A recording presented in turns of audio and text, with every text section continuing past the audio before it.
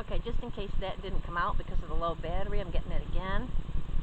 There's the steps to go up the tree if you want a really good view, which we're not doing. These are bluffs that start right there, just a few feet from my little feet. Where's my feet? There's my feet.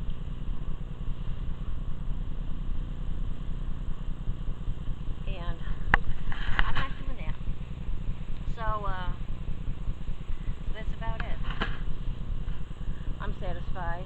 I just wanted to see what a wild bluff looked like.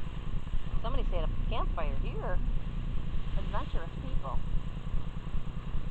Adventurous people.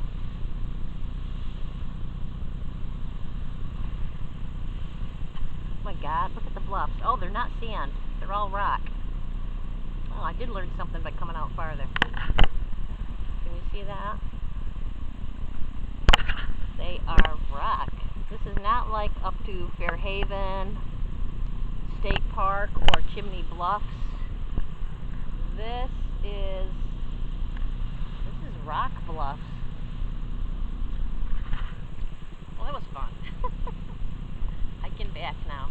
Richard A. Noyes Bird Sanctuary, where you can come up and see wild bluffs the way people would have wandered through the woods and found them years ago and said, "What's that noise?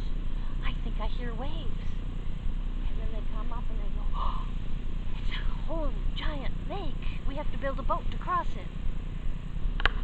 Oh, actually, I think I just saw, this is really weird, I think I just saw an evening grosbeck. I'm like 99.9% sure I just saw an evening grosbeck. And the weird thing is, I just learned about those from somebody. There it goes again. Now I've seen it twice and I'm positive.